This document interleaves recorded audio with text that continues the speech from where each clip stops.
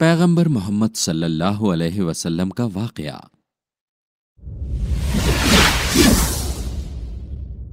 पिछले वाक़ये में हमने देखा कि कैसे पैगंबर मोहम्मद सल्लल्लाहु अलैहि वसल्लम यतीम हो गए जब वो बच्चे ही थे और उनके चचा अबू तालिब ने उनकी कैसे परवरिश की। पैगंबर ने फिर खदीजा से निकाह किया और आखिरकार मक्का में बस गए।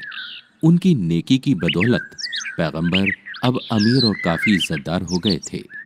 खदीजा से 3 बेटे और 4 बेटियां पैदा हुईं, लेकिन बेटों में से कोई भी जिंदा नहीं बचा था।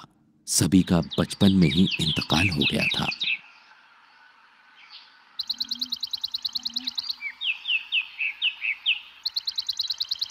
पैगंबर हजरत अली से बहुत प्यार करते थे और उन्हें उसी में तसल्ली मिली। उस वक्त के दौरान अरब के लुटेरों के गिरोह ने एक मां की गोद से एक बच्चे को छीन लिया जिसका नाम जायद था।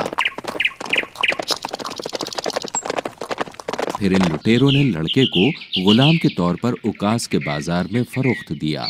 जायद को खदीजा के एक रिश्तेदार ने खरीदा था और उन्होंने उसे तोहफे के तौर पर दिया था।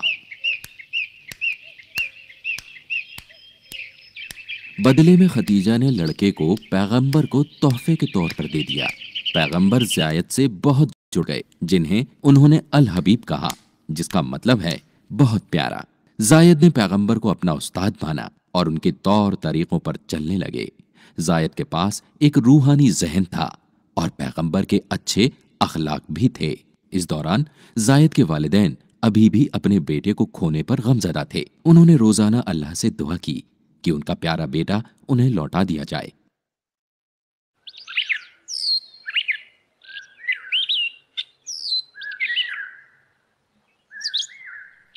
एक दिन जायद के वालिदैन सफर हज के लिए मक्का गए। यहाँ पर उन्होंने जायद को देखा और उन्हें बड़ी राहत मिली। वे उसकी तरफ दौड़े।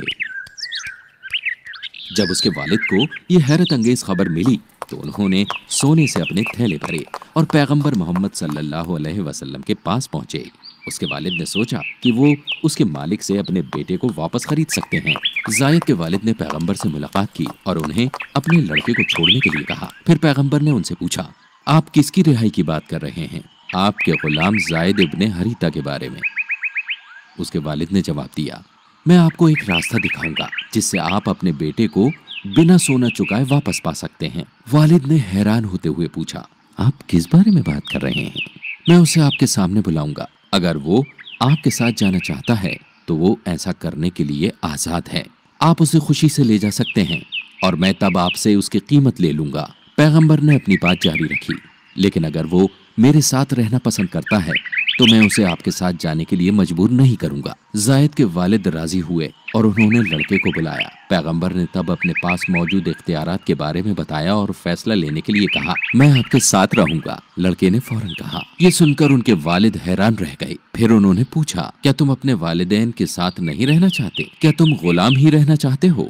तब जायद ने जवाब दिया, अब्बा, मैं इस शख्स की खुसूसियात से गहराई से जुड़ा हुआ हूँ और जिस तरह से वे मेरे साथ मोहब्बत से पेश आते हैं मैं उन्हें कभी नहीं छोड़ सकता और कहीं भी नहीं रह सकता।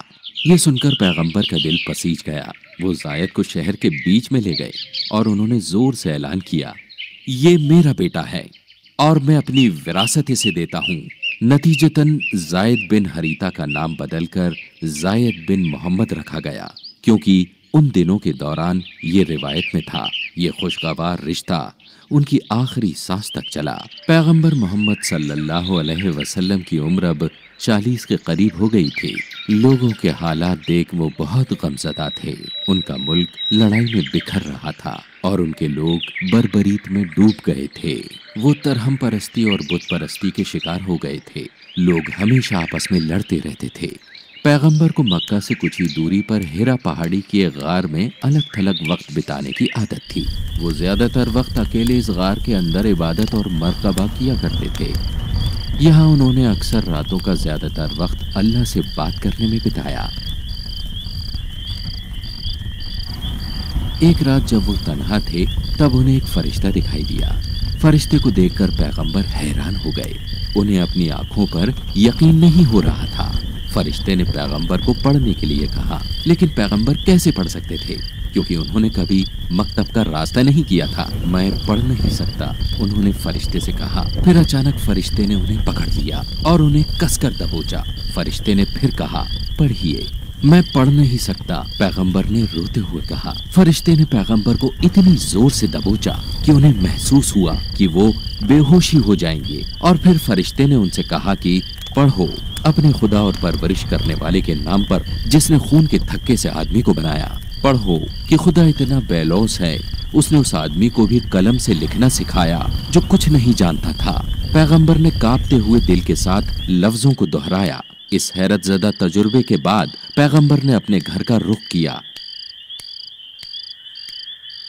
जैसे ही वो अपने घर में दाखिल हुए, उन्होंने अपनी बीवी से कहा, मुझे लपेटो, मुझे लपेटो। वो ये कहते हुए कांप रहे थे और उनकी बीवी ने उन्हें एक तौलिए में लपेट दिया जब तक कि उनका खौफ दूर नहीं हो गया। फिर उन्होंने अपनी बीवी को बताया कि क्या हुआ था। जब पैगंबर अपनी बात कह चुके तो उन्होंने अपनी बीवी से पूछा कि क्या मैं पागल हो गया हूँ। अल्लाह न करे, उन्होंने जवाब दिया, वो बेशक ऐसा नहीं होने देंगे क्योंकि आप सच बोलते हैं, आप यकीन में वफादार हैं, आप अपने साथियों की मदद करते हैं। तब वो अपने चचेरे भाई वारवा इब्ने नफल के पास गईं, जो बूढ़े और नाबीना थे, लेकिन वो दीन को अच्छी तरह से जानते थे। उन्होंने इसका अरबी में तर्जुमा भी किया था। जब खतीजा ने उन्हें बताया कि उनके शौहर के साथ क्या हुआ था तो उन्होंने पुकारा, मुकद्दस मुकद्दस। ये वो ही रूह अल मुकद्दस है जो पैगंबर मूसा के पास आया था। ये अपने लोगों के लिए पैगंबर होगा, उन्हें जाकर ये बताएं और उन्हें दिल से बहादुर बनने के लिए कहें। पैगंबर ने अपनी बाकी जिंदगी वही हासिल करने में लगाई जिसे उनके साथियों ने याद किया और भेड़ की खालों पर लिखा। पैगंबर चाहते थे कि लोगों तक अल्लाह का पैगाम पहुंचे, इसलिए उन्होंने लोगों को बयान देना शुरू कर दिया जैसा खुदा ने उन्हें कहा था। शुरू के कुछ सालों तक पैगंबर ने अपने खानदान और करीबी दोस्तों को बयान दिया। ईमान लाने वाली पहली औरत उनकी बीवी खतीजा थी। ईमान लाने वाला पहला बच्चा उनका पहला चचेरा भाई हजरत अली थे, और उनके जिस पहले खादिम ने ईमान लाया वो जायद था। उनके पुराने दोस्त अबू बकर पहले आदमी थे जो ईमान लाए। कई साल बाद पैगंबर ने उनके बारे में ये कहा कि मैंने अबू बकर को छोड़कर कभी किसी को इस्लाम में नहीं बुलाया जो ईमान लाने में हिचकिचाता था। बाद में उन्हें दूसरे लोगों को भी बयान देने का हुक्म हुआ।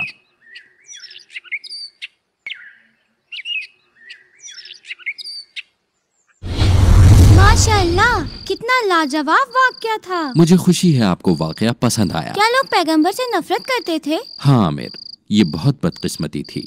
हर दूसरे पैगंबर की तरह उन्हें अपने और दूसरे लोगों की नफरत का सामना करना पड़ा।